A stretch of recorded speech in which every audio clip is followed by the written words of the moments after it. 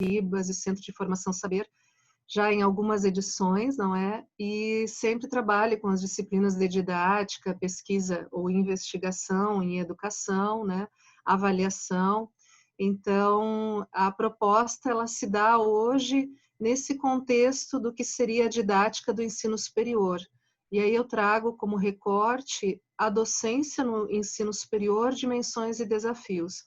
E aí uma pequena observação que, no caso do Brasil, pegando assim a referência dos países lusófonos, no Brasil nós usamos a designação de educação superior para este nível de ensino. Só que nos demais países lusófonos, né, o que nós temos como referência é ensino superior, aí por isso utilizei essa denominação. Então, eu sou professora da Universidade Federal do Rio Grande, da FURG, e atuo na Pró-Reitoria de Pós-Graduação e Pesquisa, e alguns programas de pós-graduação, na graduação, então minha experiência vem no campo da gestão, da docência na graduação, pós-graduação, no campo da pesquisa, né, então, da extensão também, que já desenvolvi muitas atividades extensionistas. Então, para orientar nosso encontro, eu coloquei 3 perguntas norteadoras, preferi usar perguntas do que objetivos. Então, primeira delas, como a aceleração das transformações vem impactando na organização da educação ou do ensino superior? Como essas transformações dos tempos e dos espaços formativos incidem sobre a docência? E que possibilidades são vislumbradas a partir daí, né? Então, eu coloco o nosso atual contexto, que talvez se não fosse o advento da pandemia, não estaríamos aqui num encontro, né, virtual, onde nós temos uma aproximação, né, dos nossos espaços formativos. Então, nós estamos num tempo de educação preparada para aproximar esses espaços geográficos, né? Então, a pandemia eu coloco como um grande catalisador de transformações. Então, o que significa esse catalisador? Ele acelera as transformações. Não são coisas tão novas que estão ocorrendo agora, ou demandas que nos deparamos que são tão novas. Muitas delas já são anunciadas desde o século passado. Mas vocês sabem que as instituições de educação superior, especialmente as universidades, elas são instituições que demoram talvez um pouco mais a se adaptar, né, a essas transformações. Então, temos diversas demandas que vêm desse novo contexto. Então, eu coloco como um catalisador de transformações, entendendo aí o prefixo, né, o trans, que significa entre, através e além, ou seja, uma transformação nos espaços, na forma, né, na modelização do que vem ocorrendo. Então, quando nos referimos à pandemia como um acelerador dessas transformações, a pergunta é: que transformações são essas que afetam o ensino superior? Então, eu coloco para vocês como uma mudança paradigmática e como mudança de comportamentos. Então, por que mudanças de comportamentos? Grandes transformações, elas modificam a nossa maneira de interagir, né? A nossa maneira de valorar, nossa maneira de nos relacionarmos com as pessoas e com o mundo. Então, sempre há uma mudança de comportamentos. O nosso sistema de ideias, ele é reestruturado a partir desses novos problemas que nos desafiam à mudança, né? Então, quando coloco também como uma transformação paradigmática, vou utilizar aqui uma designação do Thomas Kuhn, que no livro Estrutura das Revoluções Científicas, ele traz diversas ideias acerca do conceito de paradigma, né? Mas vou colocar como a ideia básica de conjunto de crenças, valores, técnicas, né? Que afetam, que são praticadas por um grupo, por uma área de conhecimento, né? O Edgar Morin, ele também traz a ideia de paradigma como um sistema de ideias, né? Então, ele é sempre, esse sistema de ideias, ele é situado em um contexto histórico, né? É situado em determinadas experiências culturais.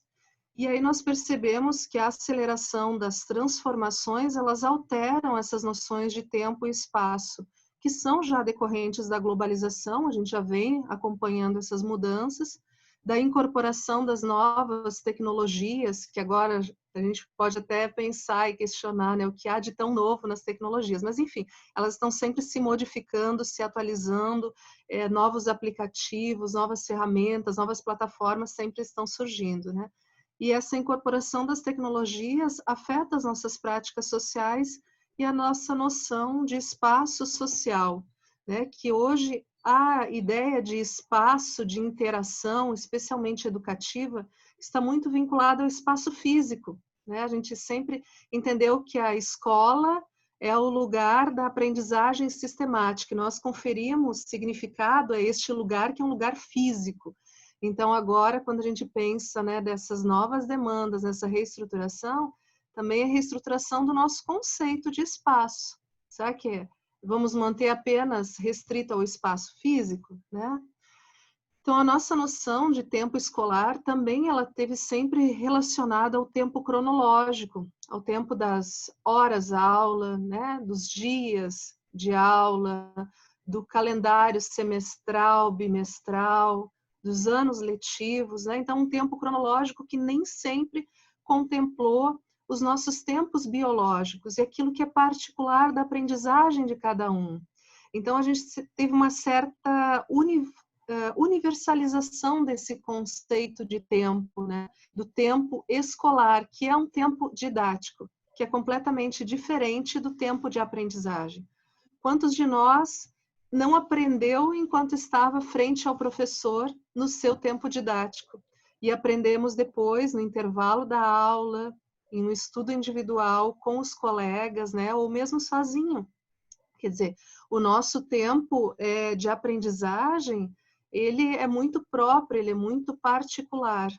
É claro que há certas regularidades que nos fazem prever, por exemplo, o tempo que os estudantes vão utilizar para realizar determinado exercício, baseado na nossa experiência, baseado na observação, né? Então, alguns tempos a gente acabou universalizando, mas é fato que a aprendizagem ela ocorre em tempos que são próprios de cada sujeito aprendente. Então, sujeito professor, sujeito estudante, né?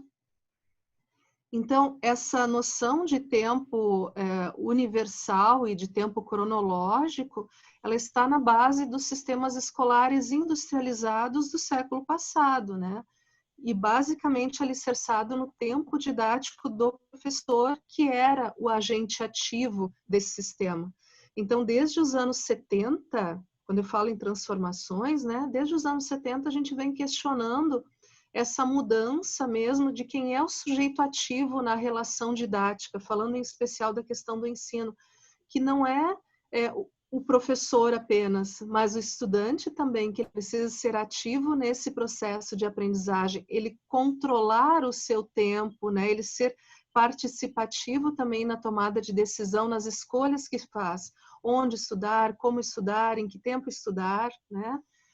Então, essas aprendizagens ativas e personalizadas, elas já são discutidas há bastante tempo e vêm agora com mais força nesse período de grandes transformações em que nós precisamos fazer uma reestruturação desses tempos e espaços educativos. Professora? Então, com relação... Oi? Professora, por favor, será que podia pôr um pouco maior o slide, por causa dos colegas que seguem a partir do Facebook? Sim? Obrigada. Então, em relação ao espaço, a escola moderna designou o reconhecimento dos espaços de aprendizagem basicamente como sendo a sala de aula, né? Tanto que se vocês pensarem na organização das escolas que temos, né? O espaço para manifestação do corpo físico, né? Para nossa motricidade no sentido mais amplo é o espaço externo à sala de aula. Na sala de aula você tem um modo para comportar esse corpo biológico, né? Então, a gente tem os espaços de aprendizagem bem definidos nessa nossa escola moderna. E o que ocorre? Como a gente reconhece a sala de aula como espaço de aprendizagem, muitas aprendizagens que ocorrem fora da escola, fora da sala de aula, sempre foram marginais, no sentido de ficar né, de lado, não serem consideradas no espaço escolar. E essas aprendizagens da experiência, elas são componentes fundamentais no nosso processo de aprendizagem dos conhecimentos científicos. Então, além de termos diferentes ritmos de aprendizagem, os conhecimentos prévios, conhecimentos anteriores que servem como referência para as novas aprendizagens, eles são próprios de cada um de nós, né, em diferentes momentos.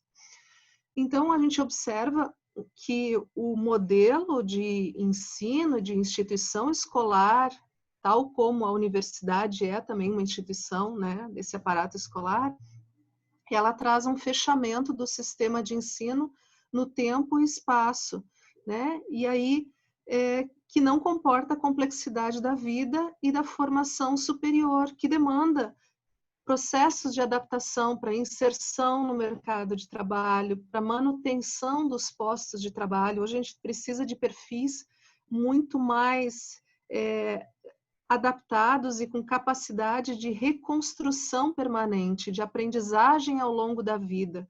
Então, você, profissionalmente, você não desenvolve sempre o mesmo fazer, o saber e o fazer de referência que você tem na formação inicial, ele não vai dar conta do exercício de uma profissão que se realiza ao longo de 20, 25 anos, por exemplo, né? Como é o caso da profissão de professor, né? Precisamos sempre aprender para ter condições de ensinar e criar condições de novas aprendizagens. Então, como que essas transformações, essas transformações dos tempos e espaços formativos incidem sobre a nossa docência no ensino e na educação superior? E aí eu trago as principais atividades, as principais demandas, né, que somos chamados a atender quando nos situamos no ensino superior. E aí eu faço um recorte especial aqui pensando na docência universitária.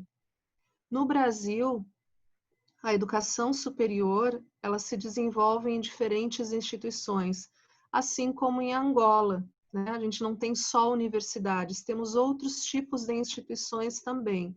Mas aí eu pego como referência a universidade, por ser uma grande referência na constituição do nosso sistema de educação superior, né? Então, quando eu penso nos desafios da docência, eu penso nos desafios da docência de quem está vinculado a essa instituição, tá? Então, quando discutimos as funções do professor, eu situo nas funções de quem está na universidade. E aí, temos alguns eixos para pensar, que é o eixo do ensino, da investigação, da extensão, gestão, inovação e internacionalização. Sendo que a inovação e a internacionalização são demandas recentes, vamos dizer assim, que vem aparecendo na literatura educacional como novas missões da universidade. É claro que a internacionalização, se nós voltarmos ao século passado, por exemplo, ou até mesmo quando as grandes universidades se constituíram, a internacionalização estava no centro deste processo, porque as pessoas elas tinham muita mobilidade, elas transitavam entre instituições de diferentes países. É claro que isso foi se reconfigurando de outros modos e hoje voltamos a essa demanda. Então, vou comentar brevemente cada um desses eixos para pensar nos nossos desafios, né? Pensando aqui em especial, e coloquei essa sequência, porque as instituições de educação superior, a sua função primeira envolve a atividade de ensino, né? Desde o modelo francês das universidades napoleônicas, que influenciou o modelo português e desse influenciou a constituição do ensino superior nos países, nas colônias lusófonas, né? O ensino ele se volta para a formação de profissões, né? Então, nós temos essa grande atribuição. Da demanda do ensino, posteriormente é que nasce a atividade de investigação. A investigação ela não está no núcleo central do conceito de universidade napoleônica. A investigação, ela decorre de uma influência da universidade alemã, especialmente a Universidade de Humboldt. Então, a questão da produção de novos conhecimentos, da autonomia, da liberdade de criação, de investigação, ela surge como pilar e como princípio a partir, né, desse movimento. Então, aos poucos, nós fomos incorporando a investigação nas nossas universidades como uma forma, inclusive, de regenerar os conhecimentos que partilhamos por meio do ensino, uma forma de atualizá-los, como forma de desenvolver a autonomia, né, das instituições e do pensamento dos seus profissionais. A extensão, ela surgiu no final do século passado de forma mais intensa nas nossas instituições. Em algumas, por exemplo, a gente observa aquelas que são um pouco mais antigas, com a criação de pró-reitorias de extensão, né? Então, a extensão também ela vem com essa intenção de socializar o que fazemos dentro da universidade e também de construir essa comunicação entre o que a sociedade demanda, o que a sociedade pensa e o que fazemos na instituição universitária. Então, uma forma de reduzir essa barreira, né, entre a sociedade e a universidade. Então, por isso que a gente costuma dizer que é uma comunicação de mão dupla, que se preza no movimento de extensão. A gestão, e aí o professor Fernandino já mencionou na sua aula, né, a gestão ela dá a condição para a realização de todas as atividades. Mas aqui eu coloco em especial destaque a gestão, porque nós, professores universitários, somos chamados a fazer a gestão da instituição.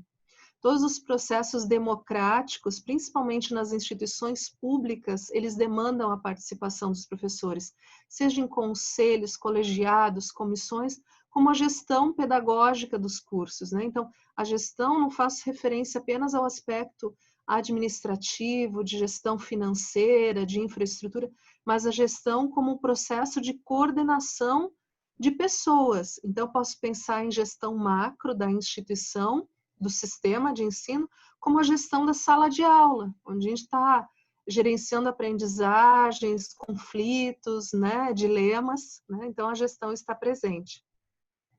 A inovação, ela surge como uma decorrência do próprio processo de investigação, né? Está muito vinculada à investigação e à inovação. Eu vou caracterizar na sequência. E a internacionalização também como um movimento mais contemporâneo, mas eu vou tratar de cada um deles. Bom, pensando nos desafios, né? Eu não vou discorrer muito sobre... A minha abordagem é um pouco mais ampliada, assim, para a gente iniciar a nossa discussão. Não vou me ater em cada uma dessas dimensões. Eu vou trazer uma noção geral do que eu percebo como desafios nesse novo contexto, né? Dessas transformações que nos deparamos. Então, a ideia de ensino trazendo questões de inovação, tá? Então, o ensino como um ambiente de inovação sustentada e disruptiva, que vem sendo um grande desafio. O que significa isso? Tem dois autores norte-americanos que gosto bastante, que são o Christian e Anderson, e eles trabalham com esses conceitos, né, de sustentada e disruptiva. O que a gente pode pensar nessa questão de sustentada? Pequenos incrementos que são feitos, mas que não alteram o paradigma, o modelo pedagógico, o modelo da instituição. Um exemplo, se eu sou um professor que pensa que as pessoas aprendem por meio da transmissão do conhecimento e que cabe a mim transmitir de uma forma objetiva, e antes eu utilizava o quadro para transmitir o conhecimento, e agora eu utilizo um projetor para transmitir o conhecimento, ou uma lousa digital, eu tive só um incremento da tecnologia, mas eu não alterei o meu modelo de aula.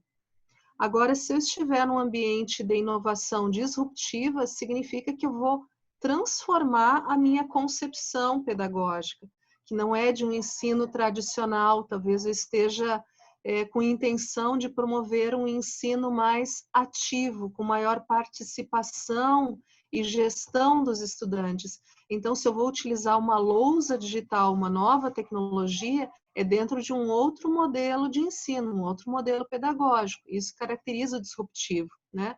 Um outro exemplo que eu trago é o que nós fazíamos antigamente. Nós íamos até a locadora e eu pagava pelo filme para poder assistir em casa, né? Ou quem, por exemplo, tem TV a cabo, ou mesmo na televisão, a gente selecionava lá o filme, observava o horário que ia passar e tudo mais. Então, uma inovação disruptiva que nós temos hoje, Netflix. Eu pago por uma plataforma que me dá acesso aos filmes, eu não pago pelo filme. Isso muda a maneira com que eu me relaciono, né, com a cultura, com o próprio lazer, né, com o entretenimento. Então, pode ser uma forma disruptiva. Esse ensino também vem demandando maior flexibilidade funcional e organizacional. Então, pegando essa referência que discutíamos de tempo e espaço, então hoje nós temos uma coexistência entre instituições que trabalham com ensino presencial e não presencial, né? Ou com presencial e cursos à distância. E isso também é um fator muito importante quando a gente pensa nessas reestruturações que são demandadas hoje para atender os desafios da pandemia. Possivelmente, instituições que já ofertem cursos à distância tenham um maior capital cultural, né, e inclusive tecnológico, já estão melhor preparadas, tecnicamente falando, né, para ofertar atividades não presenciais, que envolve tanto a formação dos docentes, o apoio na produção de material didático, a infraestrutura toda para esse sistema. E a questão também organizacional envolve a própria flexibilidade dos nossos calendários, né? Quem disse que um semestre, que nós temos todos que trabalhar graduação e pós-graduação em regime semestral? Por que a gente não pode trabalhar em regime bimestral ou trimestral? Ou ofertar disciplinas, cada uma com um tempo de desenvolvimento? Por que nós temos que padronizar, né? Então, essa flexibilidade ela vem sendo demandada também entre disciplinas também que são obrigatórias, outras que são optativas e complementares. Então, esse tempo acelerado, ele, né, eu sempre coloco que nós não temos muito tempo para pensar, não. A gente precisa se dedicar aí aos estudos e tomar decisões de forma muito rápida, né? Talvez agora o que a gente esteja vendo com a pandemia é uma chegada de demandas tecnológicas e de atividades não presenciais, no que talvez nós tivéssemos condições de incorporar em 5 anos, nós temos que fazer em 5 meses. Então, é um tempo muito acelerado, né? E, ao mesmo tempo, um espaço aproximado. Eu consigo estar em Angola sem estar fisicamente, né? Então, temos outras possibilidades de interação que não apenas a interação física. E aí, o que eu percebo nesse âmbito dos desafios? Que o ensino híbrido vem sendo uma grande tendência. Então, quando a gente fala, por exemplo, da educação à distância, a educação à distância, ela comporta um modelo pedagógico e metodológico próprio.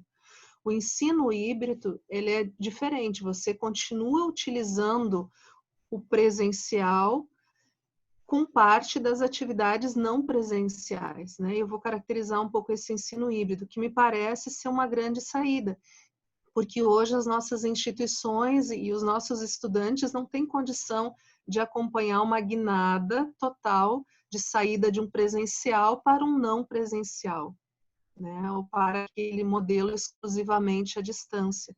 Se a gente pensar que vivemos em sociedades de classes, né, com grandes e diversificadas formas de exclusão, a gente não vai conseguir, com um único modelo, atender a toda a demanda que temos.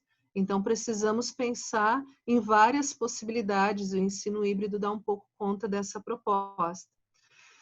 No aspecto da gestão, comentei já esses desafios da gestão administrativa e pedagógica, da gestão dos cursos, e especialmente quando falamos agora dos desafios decorrentes da pandemia, né? Essa reestruturação administrativa vem, inclusive, questionando, né, ou recolocando aí as nossas normas e regras internas de funcionamento das nossas instituições. Então, precisaremos reestruturar muitos processos para dar conta do que prospectamos como saídas, como possibilidades para reestruturar a atividade de ensino. Essa gestão também envolve o aspecto financeiro, de infraestrutura e de pessoas. Então, voltando à questão do ensino híbrido, o que a gente precisa pensar? Que ele demanda apoio e sustentação presencial para os estudantes, né? Assim como tem pessoas que conseguem aprender de forma virtual, com relativa facilidade, outras pessoas precisam, dado sua estrutura cognitiva, o modo como aprendem, né, precisam desse apoio presencial aí de um professor e até mesmo da instituição. O ensino híbrido, ele envolve controle do estudante, pelo menos de alguma dessas dimensões, ou do tempo, né? Ele pode escolher o tempo em que ele quer realizar o estudo, se é de manhã, tarde ou à noite, o lugar, se ele quer fazer lá na universidade, em casa, numa cafeteria, né? Se ele quer avançar etapas, se ele quer retroceder etapas. Então, até aquela ideia de que o conteúdo de ensino se desenvolve de forma linear, isso é questionado e reestruturado, que você não tem essa linearidade, né? Então, a gente pode, por exemplo, se eu tenho relativa facilidade num determinado conteúdo, eu posso avançar, enquanto outros colegas estão ainda desenvolvendo, consolidando conhecimentos anteriores. Ele combina modalidade presencial e não presencial, conectada para fornecer experiências de aprendizagem integrada. Então, o que significa isso? Que é uma observação bem importante. Não se trata de complementar com o não presencial. Por exemplo, eu vou utilizar o celular para acessar uma plataforma e realizar um exercício. E esse exercício está descolado do que eu vi no presencial. Não, ele tem que estar integrado. Então, não são unidades de estudo isoladas, elas estão no conjunto de uma experiência. Então, se eu vou trabalhar com a resolução de um problema, esse problema ele inclui o uso de tecnologias e ele inclui também o apoio presencial, né, na discussão, na socialização, no acesso a materiais. Então, são modalidades que se integram. Ele não é um sinônimo de ensino com o uso de tecnologias. Então, não é só porque eu utilizo o computador que eu posso dizer que eu estou trabalhando com ensino híbrido. A gente já trabalha há muitos anos com o ensino presencial, utilizando o computador para fazer trabalhos, né, apresentações, mas isso não transforma no ensino híbrido. Tá? Em relação à internacionalização, coloco como um grande desafio e uma grande possibilidade. Vocês vejam bem que nosso encontro virtual, ele está nesse âmbito da internacionalização, né? Conseguimos conectar povos, né? Conseguimos conectar diferentes espaços formativos. Então, é um processo de integração internacional e intercultural. Então, aqui, o quanto podemos aprender, que é o que vem ocorrendo, eu tenho assistido aí, começamos agora essa leva, né, de webconferências organizadas pelos de Formação Saber, e quanto eu estou aprendendo acerca do modelo educacional de Angola e a partir das questões que vocês fazem. Então, eu estou num processo de aprendizagem intercultural, assim como os saberes que eu compartilho com vocês também estão nessa dimensão, né? Então, um processo de integração internacional e intercultural nos objetivos e funções das instituições. Então, quando falamos em especial de internacionalização, é pensando que ela transversaliza a cultura das nossas instituições. Então, não é uma atividade somente atinente à pesquisa, à investigação, ou somente ao ensino. Quer dizer, quando falamos de internacionalização, falamos de reconhecimento de currículos, de equivalência de créditos, né, em mobilidade de professores, estudantes, servidores de modo geral. E essa internacionalização, ela precisa ser intencional, ou seja, ela tem que fazer parte do plano de desenvolvimento das instituições, ela tem que ser planejada, organizada, orquestrada, né? A internacionalização, ela vem demandando cada vez mais processos cooperativos e colaborativos. Então, por exemplo, quando fazemos pesquisas em rede, elas demandam a colaboração entre os pares, as publicações, quanto mais socializadas e colaborativas elas forem, melhor, né? Essa internacionalização também envolve aí a dimensão da mobilidade, né? Que é esse trânsito que fazemos, né, entre as pessoas nos diferentes espaços. Bom, quando falo da extensão, a extensão envolve uma relação bidirecional entre a universidade e a sociedade. Então, por exemplo, os colegas que trabalham com estágios, frequentam as empresas, têm noção das demandas, os escritórios de advocacia, quais são as demandas que vêm, as tendências que vêm se apresentando, aqueles que vão para a escola, para os espaços de saúde, o que percebem como necessidade formativa, né? Isso alimenta e revigora os projetos curriculares dos cursos e também iniciativas que a universidade pode desenvolver para socializar suas tecnologias, metodologias, conhecimentos, né? Então, por isso essa relação bidirecional. Também problemas de investigação, eles decorrem dessa experiência de extensão. Então, a extensão, ela precisa pensar também nesse impacto e transformação social. Como é que a universidade, ela contribui aí para promover mudanças, contribuições, transformações sociais.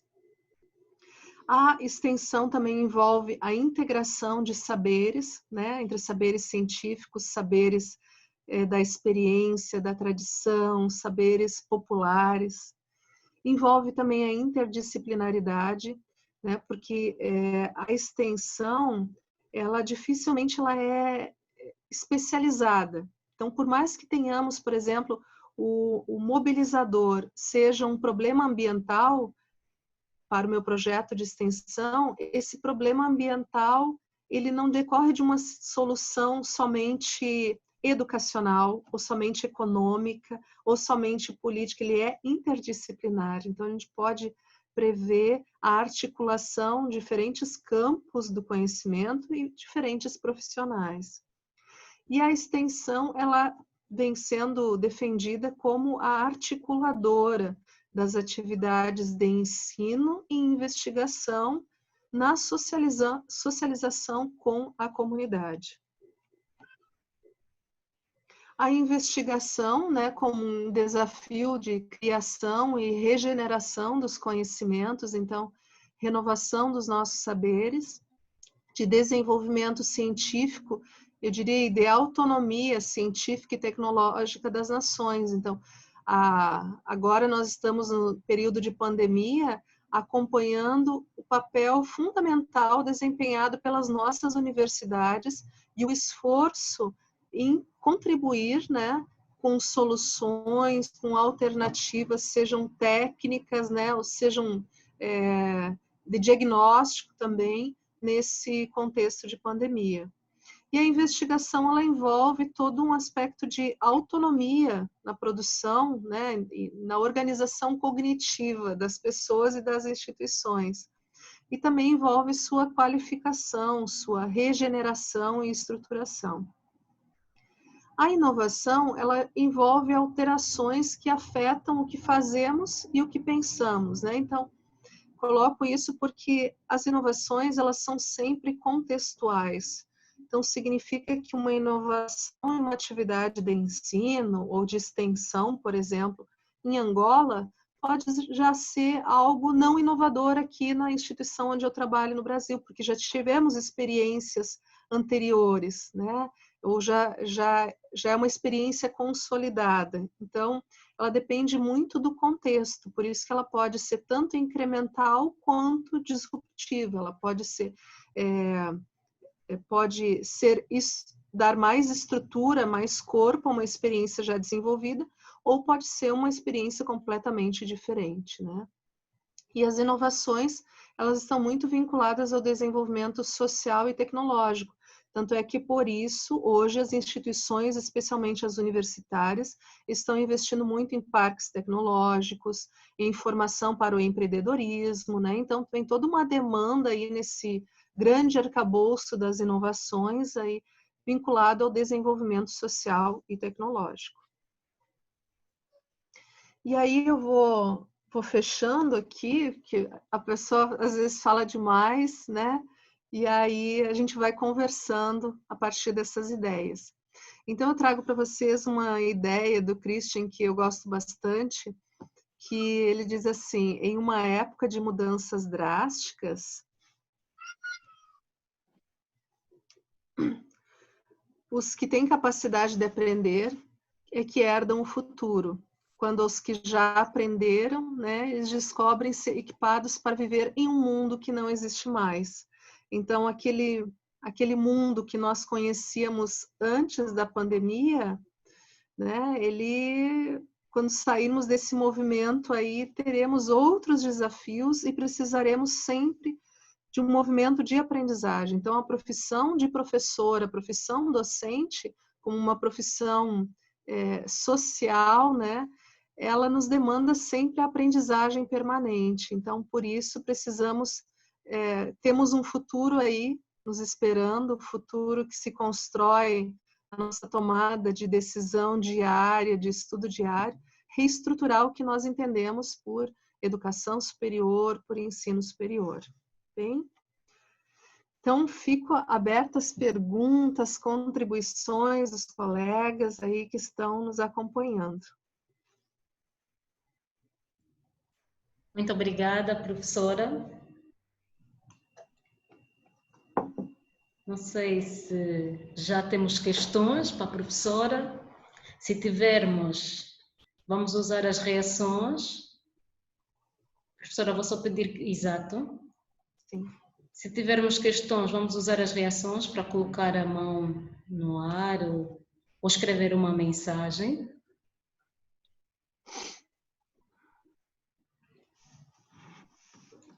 Fica aqui aberto também o convite para interagir conosco, aos colegas que nos acompanham pelo Facebook.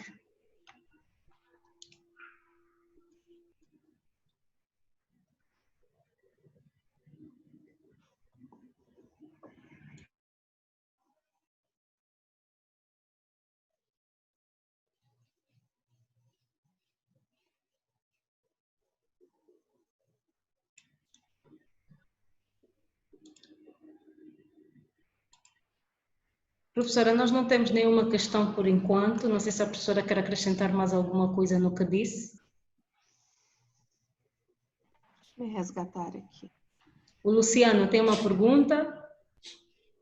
Luciano, força. Pode ligar o seu som, então, e interagir com a professora.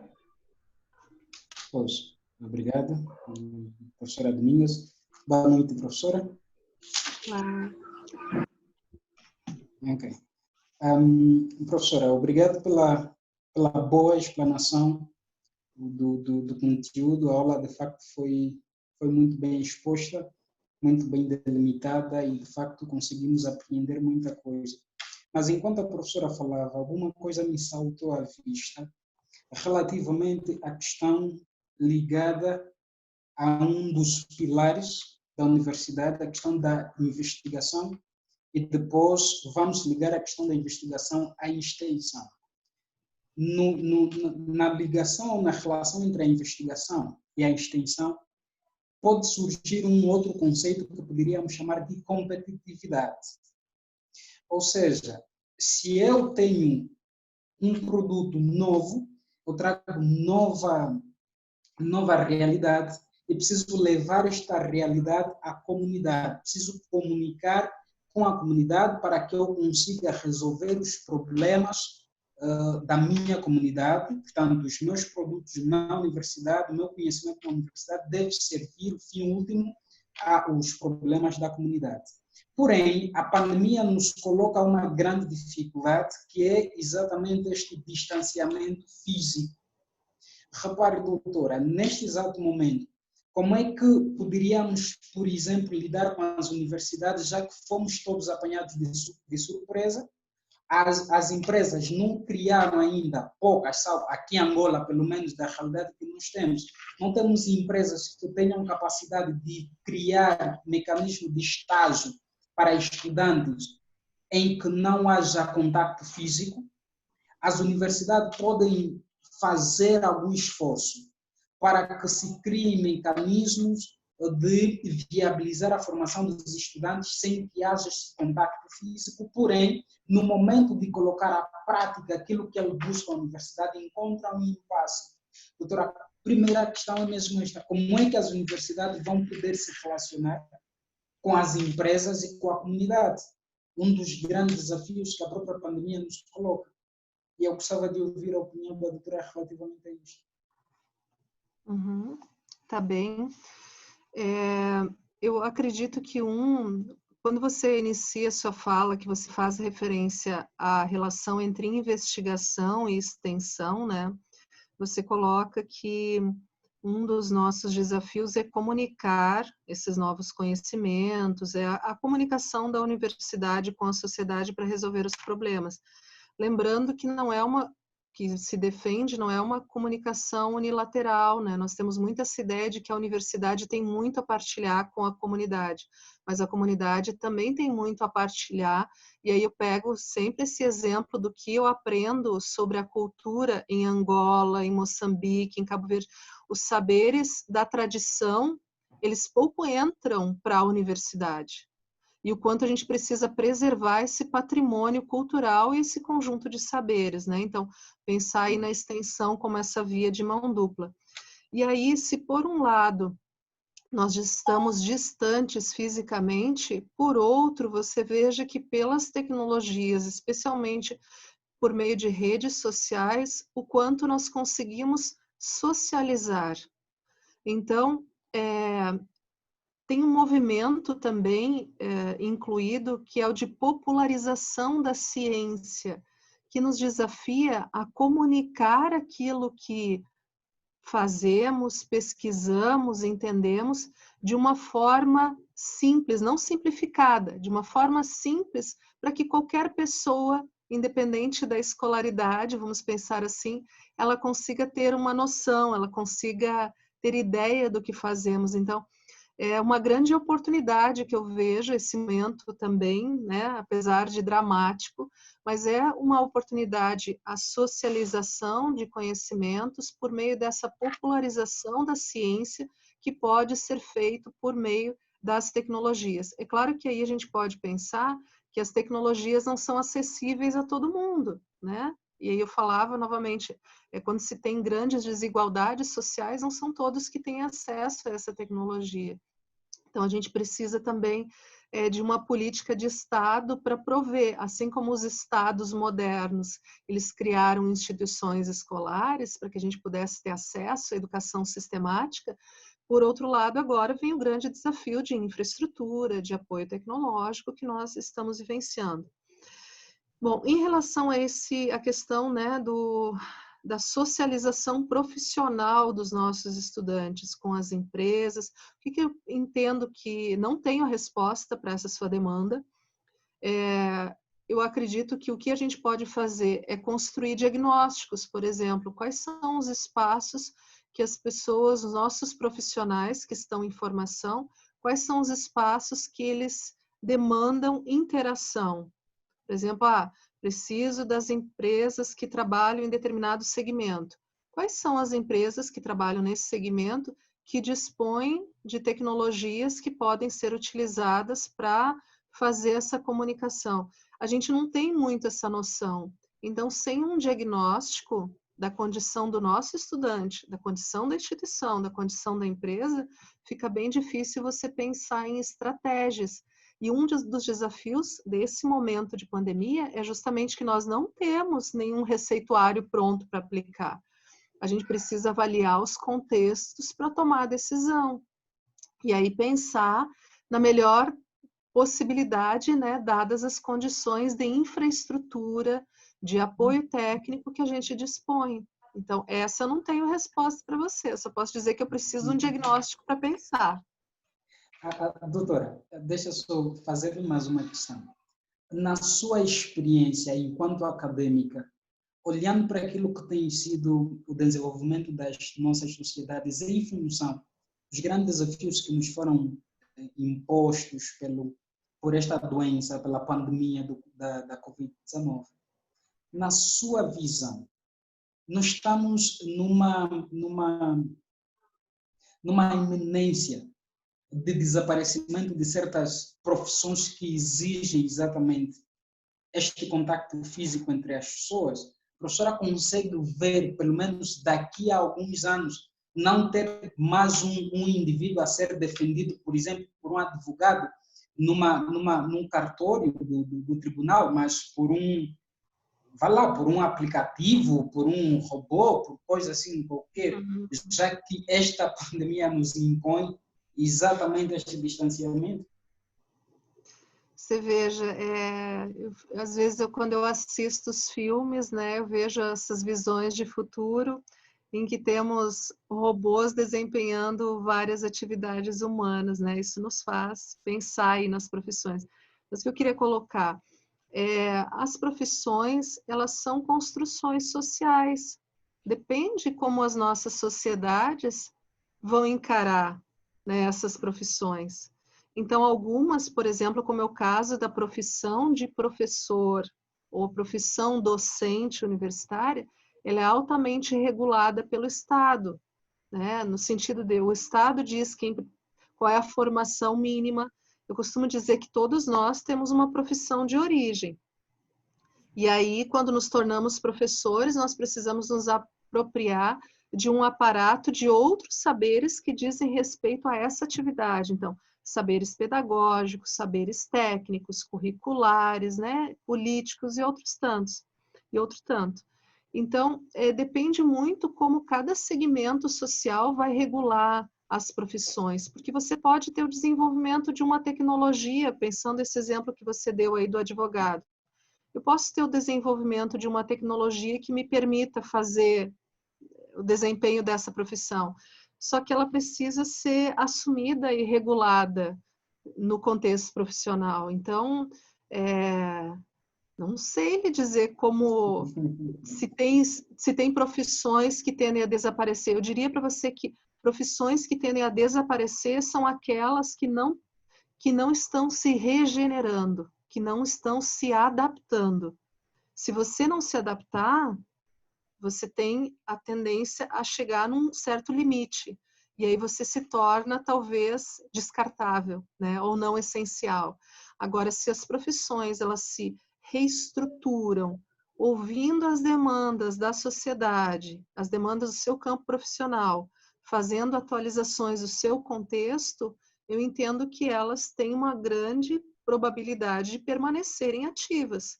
Elas não podem ser desenvolvidas como eram no século passado.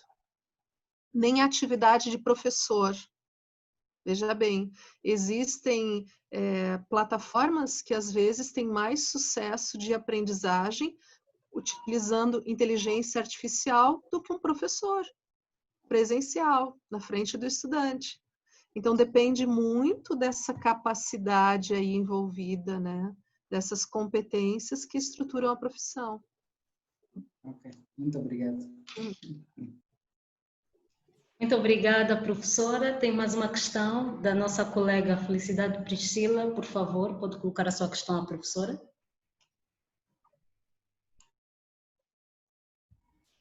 Professora, eu escrevi porque eu tenho dificuldades em falar assim aqui, mas deixa-me ler aqui. Olha, eu estava perguntando sobre o ensino híbrido. A professora fez referência de que estar aprendendo sobre o sistema de educação aqui da Angola.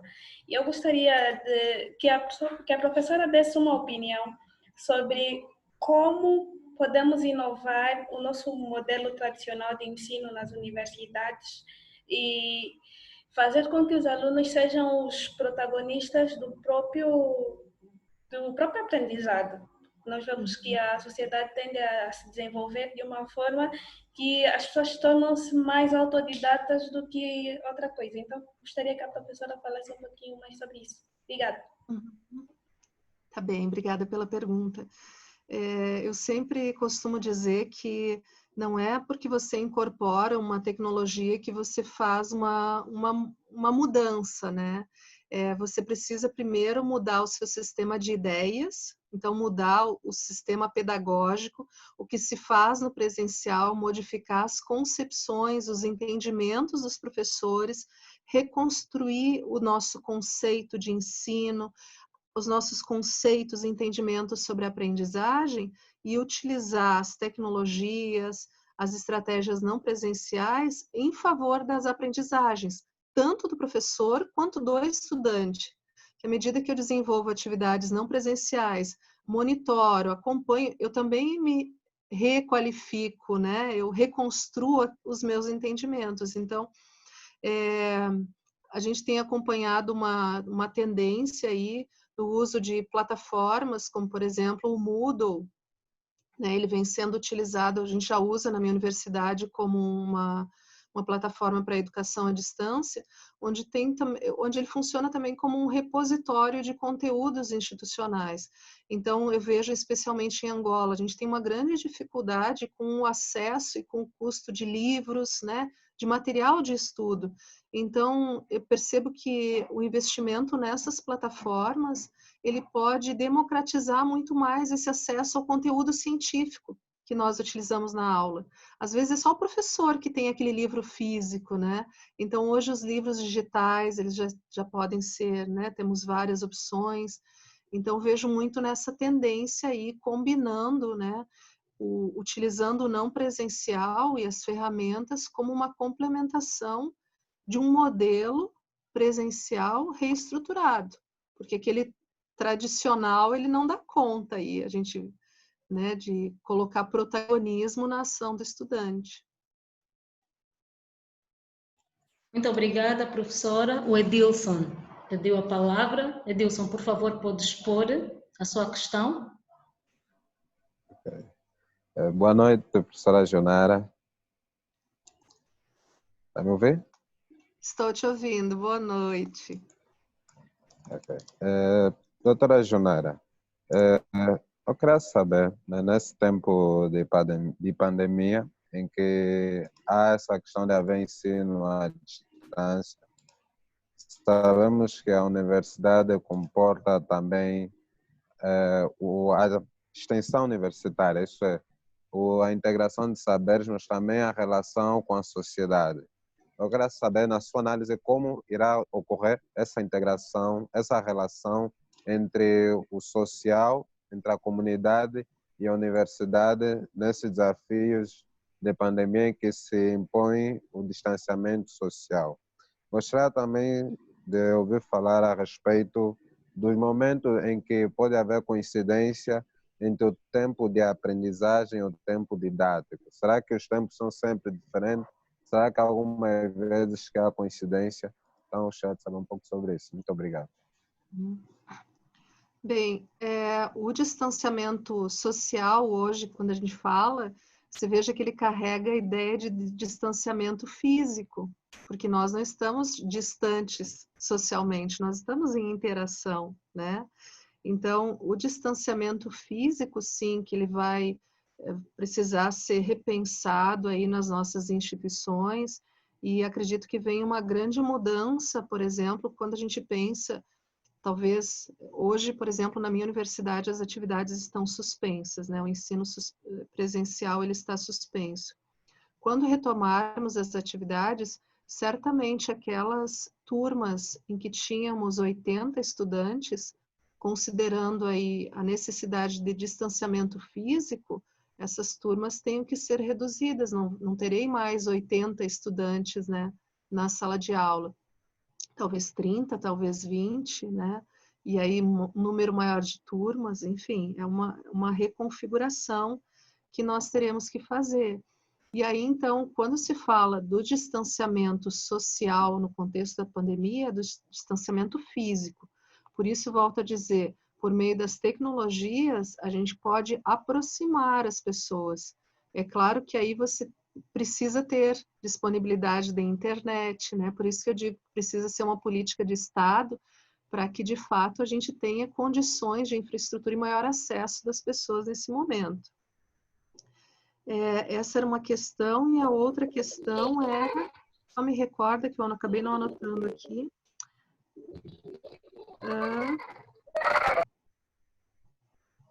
A sua segunda questão foi sobre... Edilson, pode voltar a repetir a questão? A segunda parte da sua questão só, por favor. Edilson? Alô? Sim, pode Sim? voltar a colocar a questão à professora, a segunda parte, que a professora não anotou, a segunda parte. Bem, a segunda parte da questão era relativamente ao tempo, aos dois tempos de aprendizagem e ao tempo didático. Sim. Eu quero saber se esses momentos são sempre momentos diferentes ou há situações em que esses momentos coincidem. Então, eu gostaria de receber alguns exemplos de quais são esses momentos em que pode haver coincidência entre o tempo de aprendizagem e o tempo didático. Uhum. Então, você veja bem, o tempo didático, ele é um tempo homogeneizador. Então, o professor pressupõe, por exemplo, que os estudantes já tenham conhecimento prévio e ele coordena quanto tempo de exposição ou de fôlego ele vai dar para um determinado conteúdo. O professor também determina qual é a prioridade de tempo que eu vou dar para desenvolver um conteúdo ou outro conteúdo. Por exemplo, a gente faz, costumo dizer, é uma seleção dentro do currículo da nossa formação, a gente faz uma seleção de conteúdos científicos escolares. A gente não ensina tudo sobre aquela determinada área, a gente faz uma seleção. Faço essa seleção e faço uma distribuição no tempo, que eu julgo com base no meu conhecimento prévio. Só que o meu conhecimento prévio acerca dos estudantes, ele pode estar equivocado. Então, a minha referência do ano passado, eu tenho uma outra turma esse ano, com um perfil completamente diferente. Talvez essa turma não demande tanto tempo para um conteúdo e demande mais tempo para outro conteúdo. Então, o tempo didático, ele sempre está sob gestão do professor. O professor é que toma decisões com base naquele julgamento e valoração e avaliação que ele faz. O tempo de aprendizagem é o tempo próprio de cada um.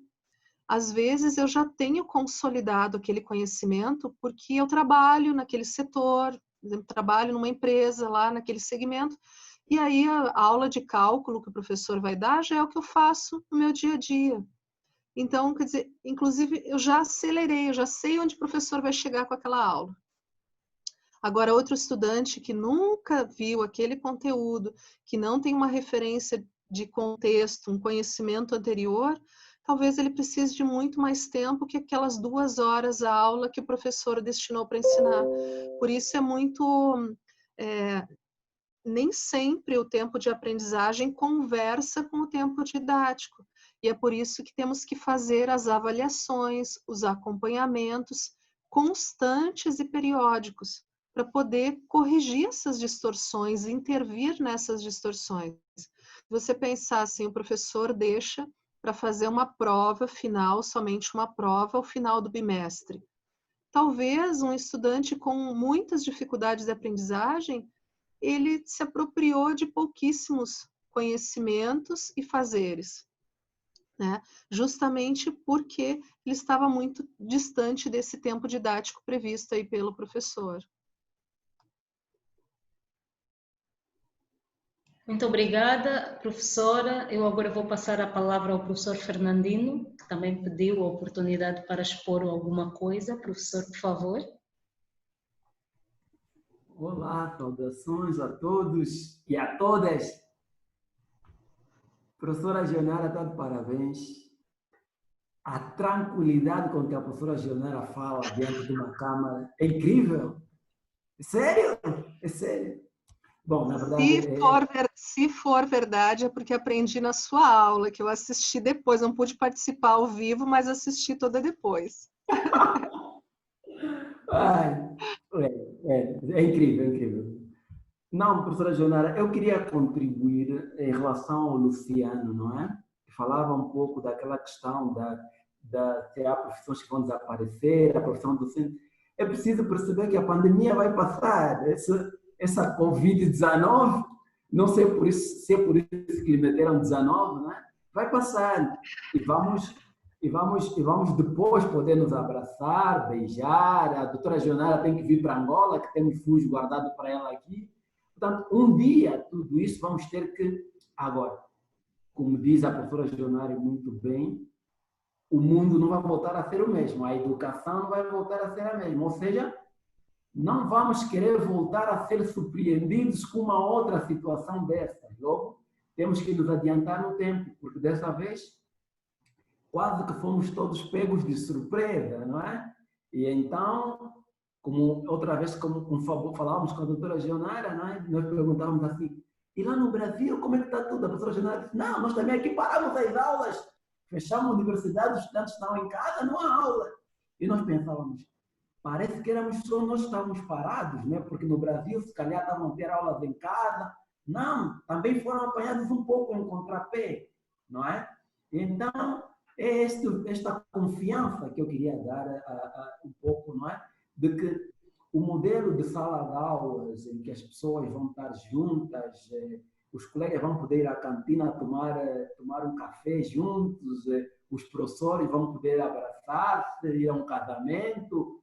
Este tempo vai voltar.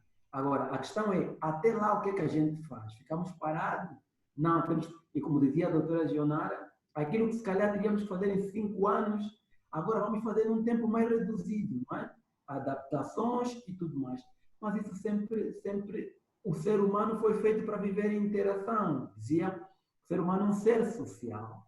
Portanto, a interação física vai estar sempre, apesar de que, como eu costumo dizer, não é? Às vezes estamos no mesmo espaço físico, estamos mais distantes do que agora.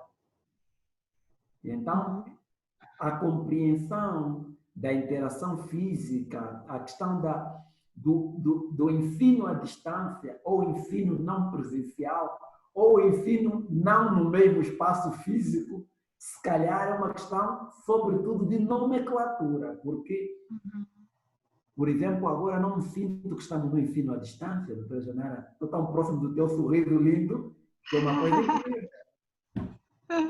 Obrigado. Sim, Fernandino. Acredito que uma boa denominação e que um colega aqui da FURG, o professor Valmir, utiliza, ele refere-se à educação sem distância. Independente se estejamos na educação presencial, não presencial, né? O movimento é por uma educação sem distância, em que todos estejamos aprendendo a nos reestruturar profissionalmente como professores, como investigadores, e os nossos estudantes também aprendendo permanentemente a reestruturar suas profissões, seus saberes. E aí, quando você mencionou essa aprendizagem acelerada, eu coloco que, particularmente, eu tenho vivido isso, de uma aprendizagem técnica mais acelerada. Porque, como investigadores que somos, né, nós estamos sempre produzindo dados, analisando teoricamente esses dados. Nesse momento de pandemia, eu precisei utilizar muito suporte tecnológico que é novo para mim. Então, de aprendizagem técnica, que muitas vezes a gente deixa negligenciado em nome do discurso pedagógico, né, de reestruturar a teoria, o pensamento, mas eu não consigo operacionalizar. Então, essa aprendizagem a gente vem fazendo agora, já impulsionado pelas demandas da pandemia. Muito obrigada, professor Fernandino, professora Jonara. Então, nós temos só mais 10 minutos e eu vou repartir com uma pergunta do Gil Suame, que vai colocar as suas perguntas à professora. Depois vou passar a palavra ao professor Filho e então a professora Jonara vai ter mais 2 minutinhos para fazer uma conclusãozinha e encerrarmos. Gil, pode colocar as suas questões.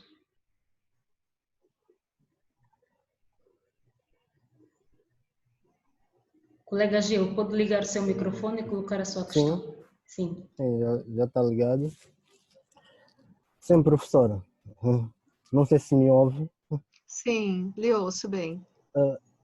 A minha questão tem a ver com os desafios que a professora apresentou e quando tocou na questão da sala híbrida, né?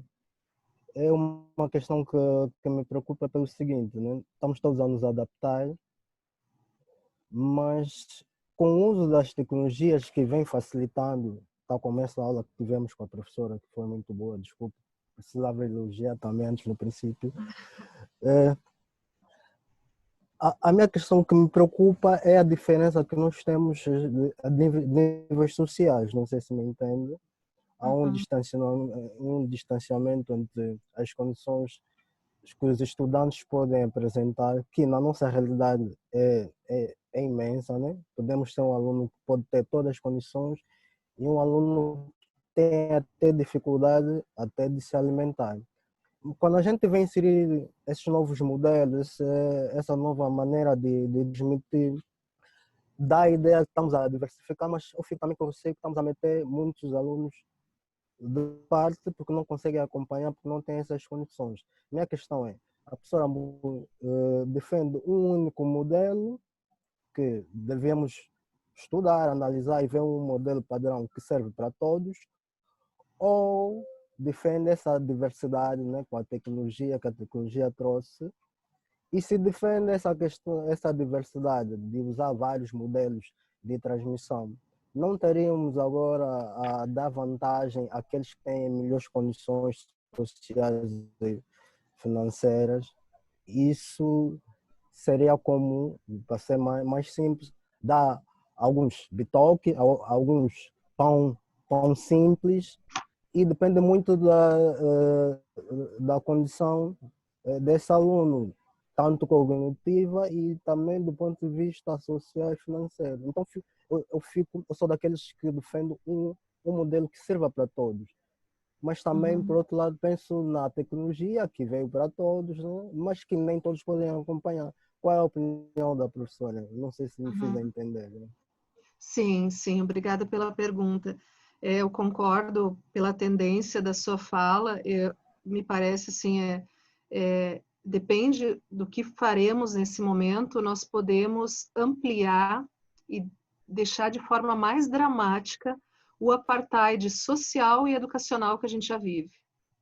Hoje, no modelo de ensino presencial, se você pensar assim, o quanto da nossa escola básica foi universalizada, quantas pessoas acessam o ensino superior, né? No Brasil, a gente não chegou a 20% ainda da população entre 18 e 24 anos.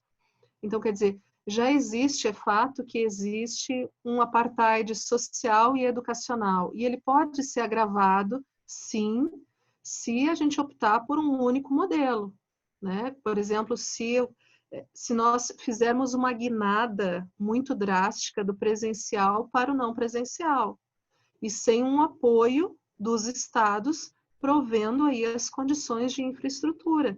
Justamente, por exemplo, agora no Brasil, o governo federal está dando um subsídio econômico para as pessoas que estão sem trabalho, trabalhadores informais, mas a gente sabe que isso não chega para todas as pessoas que precisam, né? Então, a gente vive esse drama da nossa sociedade de classes, volto a dizer, né? Esse drama aí das dificuldades que são muito diferentes entre um grupo e outro. Então, o que eu, quando falo do ensino híbrido, é pensando justamente na possibilidade que se anuncia para a gente tratar, por exemplo, você pode ter pessoas que não têm acesso à tecnologia e que demandam de apoio técnico, inclusive de como aprender a ler no computador, que para mim, quando eu tive meu primeiro computador, foi uma diferença muito grande a minha habilidade cognitiva de ler o livro físico e ler o virtual, a minha capacidade de concentração, de atenção são diferentes. Então, a mesma situação. Tem pessoas que vão precisar de muito mais apoio presencial. Outras pessoas que já têm mais autonomia técnica, mais autoconhecimento de como aprendem, como se organizam melhor, talvez essas pessoas não precisem ir tanto para a universidade e elas possam acompanhar as aulas de forma não presencial, percebe? Então, o que eu quero dizer é que cada vez mais a gente vai precisar olhar para as demandas dos estudantes. Sem ouvir esse perfil de estudante e o que ele tem de necessidade de apoio pedagógico, de apoio técnico, sem fazer isso, eu não consigo prover melhores condições. Eu posso ampliar o fosso que separa aqueles que têm condições daqueles que não têm condições. Então, é preciso fazer essa reestruturação aqui, né? Então, por isso eu dizia que, para mim, o ensino híbrido, ele parece como uma tendência que ele contempla as diferentes necessidades.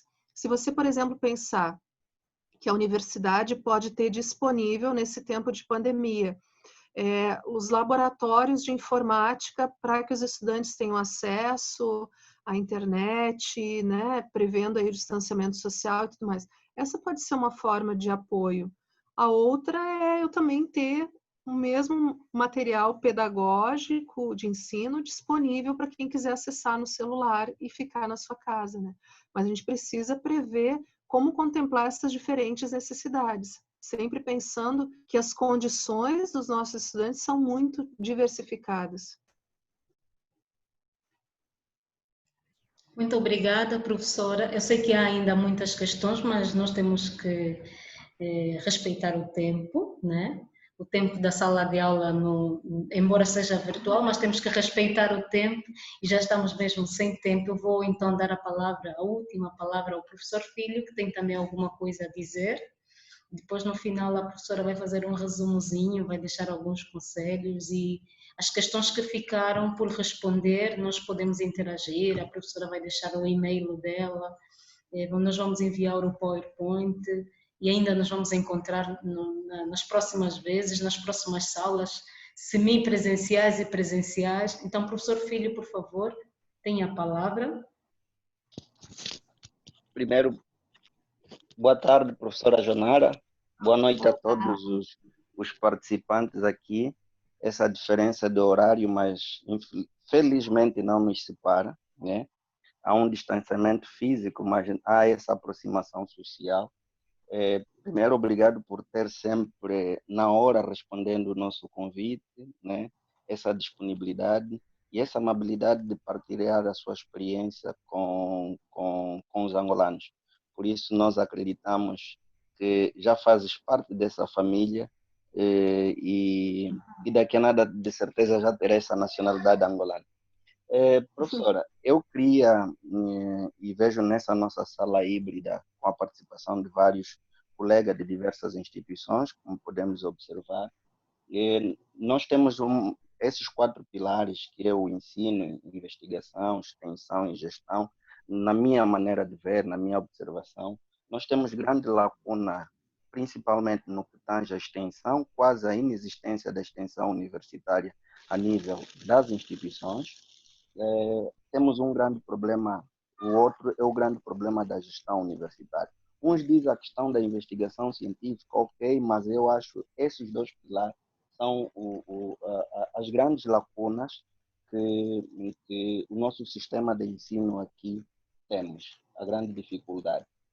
Independentemente de termos o decreto que a professora conhece, o decreto 191, que faz menção desses 4 pilares ou da função do docente universitário, mas uma coisa é termos o decreto, né, do ponto de vista institucionalizado, outra coisa é termos a aplicação deste mesmo decreto. Gostaria que a professora ajudasse-nos, né, como então nós pudermos, e aqui chamo a atenção a questão da extensão universitária, porque a professora escreve muito nessa área e discute muito sobre a questão da extensão universitária, de que forma nós vamos fazer a democratização social voltada ao ensino e o conhecimento dessa transformação social, ou seja, a articulação de ensino e investigação. Essa é a minha primeira questão. A segunda questão, eu queria, em jeito de contribuição, né, professora, em que medida, por exemplo, a extensão universitária pode influenciar no desenvolvimento comunitário, ou seja, nessa relação universidade-comunidade, né? Como Santos diz, a indissociabilidade entre a universidade e a comunidade. Então, estas são as minhas duas questões, né? E queria um comentário breve que observei num dos seus artigos e numa das suas aulas magnas, que a professora dizia assim, recorrendo a Santos, que dizia: só a universidade quando há formação graduada e pós-graduada, pesquisa e extensão. Sem qualquer desses, há ensino superior, não há universidade. Então, há uma grande discussão ainda, principalmente o nosso decreto 90 faz menção a isso. Quando é que estamos a afinar em presença da universidade? Se há universidades que não têm formação de pós-graduação e nem têm a questão da extensão universitária. Obrigado, um abraço aí e mais uma vez está de parabéns pela bela apresentação e obrigado a todos os nossos internautas e todos os nossos colegas participantes nessa aula. Obrigado. Obrigada, muitas questões aí para a gente pensar. Então, a primeira delas, né, que você resgata essa frase do Boaventura de Souza Santos, né, da gente pensar por que a vinculação com a formação graduada e pós-graduada. E aí o exemplo que a gente tem na maioria das instituições universitárias é na pós-graduação que conseguimos alavancar a produção da investigação. Então, embora a gente consiga, na graduação, trabalhar com iniciação científica, mas aquele conhecimento que exige maior dedicação, produção de dados, conhecimento com maior potencial inovador, ele decorre, de modo geral, da pós-graduação, né? Então, a pós-graduação, ela é um grande divisor daquelas instituições que são consideradas universitárias ou não. Instituições de educação superior são todas aquelas que fazem a formação profissional superior. Agora, para você ser uma universidade, né, você precisa desenvolver essas outras atividades, como você bem destacou. E aí me parece que o que a gente precisa pensar quando pensa no papel da extensão universitária, é que o nosso modelo de ensino, o nosso modelo de investigação, eles precisam prever o componente da extensão. Então, eu posso, por meio dos currículos da graduação, pensar em componentes formativos que envolvam a atuação dos estudantes nas comunidades. Por exemplo, a gente tem lá disciplinas que envolvem a produção de diagnóstico, conhecimento do contexto cultural, enfim. Os nossos estudantes vão produzir dados, às vezes no contexto de uma disciplina, trazem para a sala de aula, a gente reestrutura, mas não devolve essas informações para a comunidade e não dá sustentação aos problemas que foram identificados. Então, no Brasil, a gente vem discutindo muito a curricularização da extensão. Como é que ela entra para o currículo das nossas formações graduadas, né? Então, essa é uma das questões. A outra é prever nas nossas investigações, contemplar nas questões metodológicas a socialização do conhecimento. Como vai se dar essa popularização, esse retorno, essa devolução para os contextos? Eu trabalho na área de formação de professores. Então, o quanto a gente pesquisa sobre escolas, sobre ensino, e o quanto a gente devolve para as escolas. Então, muitas vezes, uma política educacional de Estado, ela não vem ancorada no conhecimento científico produzido pela própria universidade. Então, socializar o que fazemos é um passo importante nesse movimento de integração e de valoração da nossa extensão, né? E aí, quando você coloca a questão da gestão como um desafio, é um desafio de profissionalização, eu volto a dizer. Por isso que fazemos o curso de agregação pedagógica, por isso participamos de congressos, de eventos, né? Fazemos estudos paralelos. Quer dizer, nós precisamos de uma profissionalização para desempenhar essas atividades que somos chamados dentro das nossas instituições universitárias. Então, é muito importante que as instituições elas sejam vistas como instituições aprendentes, que elas criem espaços também para a formação dos seus profissionais, para a atualização dos seus profissionais. Muito obrigada, professora. E aproveito de fazer já um resumo, né? Um minutinho, algumas recomendações, enfim, para todos nós aqui e para os colegas que nos acompanham pelo Facebook. Tá bem, Domingas. Muito obrigada, então, pela oportunidade, né?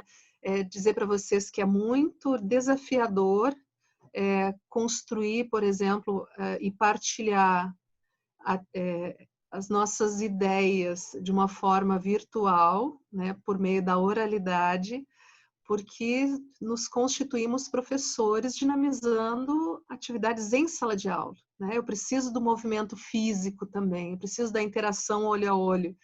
Então, é uma grande aprendizagem que estou me deparando, assim como muitos colegas nesse momento, né? E aí, o que eu deixo assim de mensagem? Que nesse momento o nosso pensamento ele seja propositivo, né? De pensar o que a gente pode vislumbrar diante dos cenários que nós temos. E aí eu coloco algumas questões. Primeira, que problemas a gente precisa resolver? Que problemas a instituição nos chama a resolver? Que equipe que nós precisamos para resolver esses problemas? Com quais pessoas podemos contar para resolver esses problemas? O que os estudantes devem gerenciar em relação a esses problemas que nos desafiam? Quais as principais funções que serão desempenhadas pelo professor? Que espaços nós podemos utilizar? Que condições de infraestrutura estão disponíveis? O que é preciso reestruturar em termos normativos, né? E que apoio eu tenho de outras instituições, de outras experiências, né? Então, eu preciso desempenhar o meu papel de investigador, professor investigador aí para resolver e contribuir neste momento, tá? Então, deixo essa ideia de pensemos propositivamente.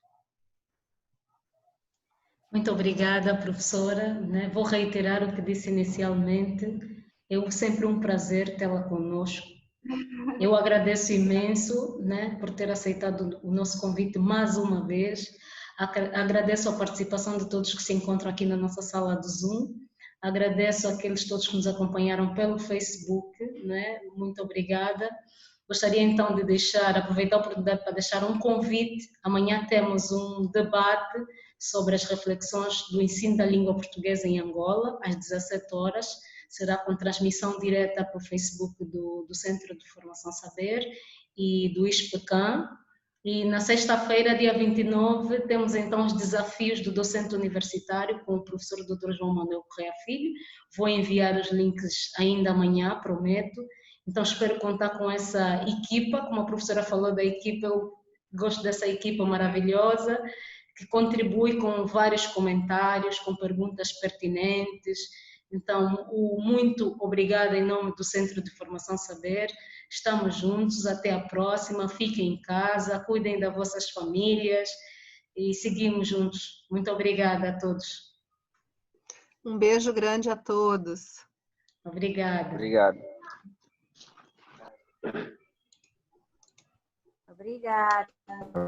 Foi um prazer. Tchau. Obrigado pela... Nada. Obrigado. Muito grato. Ela está embaixo. Obrigado. Tchau. Muito prazer. É mesmo. Porque eu vou para a secretária. Joelho quem, Joelho? Obrigado, turma. Obrigado. Obrigado a todos. Obrigada a todos.